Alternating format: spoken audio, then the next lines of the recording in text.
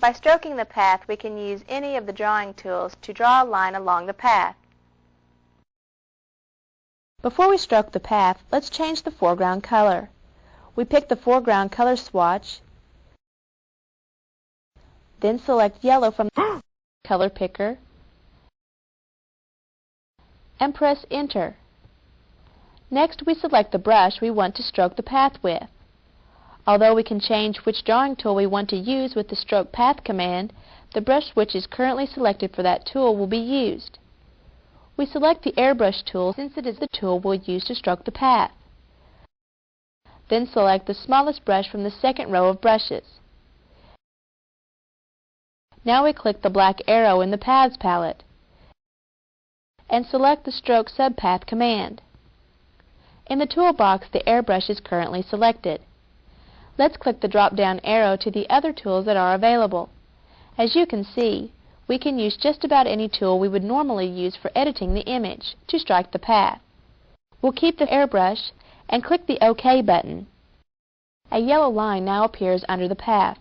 To see the line better, we click the small black arrow in the Paths palette and select the Turn Off Path command. The image can now be seen unobstructed by the path.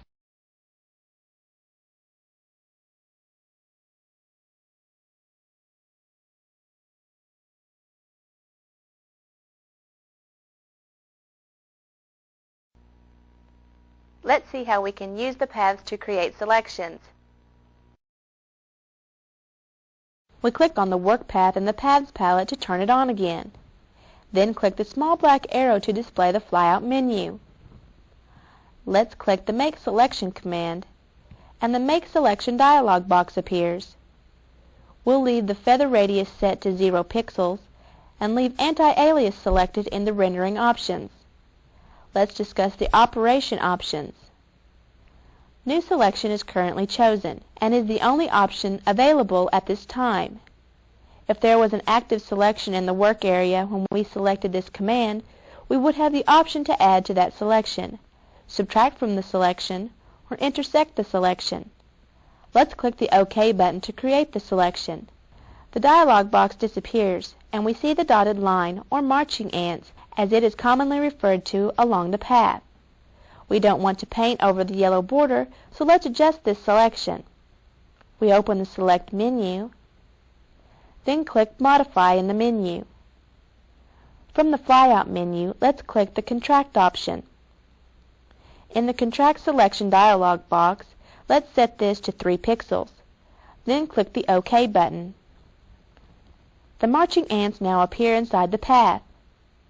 To make sure that when we paint inside the selection it blends smoothly, we'll feather the selection. We open the Select menu and select the Feather command.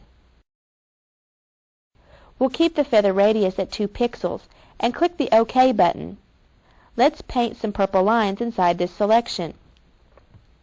We click the foreground color swatch and change the color to purple in the color picker.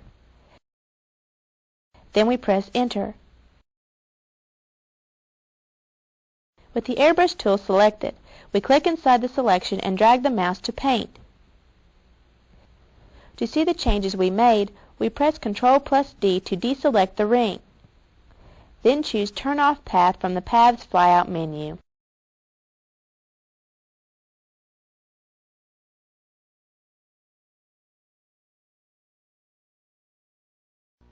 Paths can not only be created and edited in Photoshop, but we can also copy paths from other files.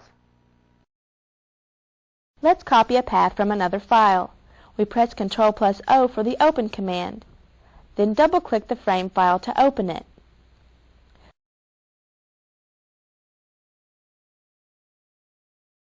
To copy the path we want to copy, we must first select it. We click the path titled Frame. Then, using the Path Selection tool, we click, then drag a box around the entire path. To copy it, we simply press Ctrl+C. Now we want to paste this path into the image we are currently working on, so we open the Window menu.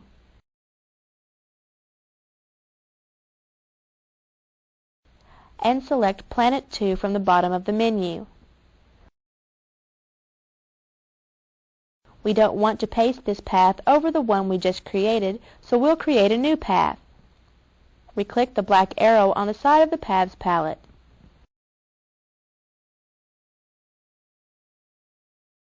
And select New Path from the flyout menu. The New Path dialog box appears. Let's name this path Border and click the OK button. We can see in the Paths palette that the new path appears above the old path. We now press Ctrl+V, and the path is pasted into the current image. If you use Adobe Illustrator to create vector art, it is possible to copy paths from Illustrator, then paste them in Photoshop. However, Adobe Illustrator files cannot be imported as a path. Let's use this path to add a border to the image. Click the black arrow on the side of the palette and choose Make Selection. We'll leave the selection options as they are and click the OK button.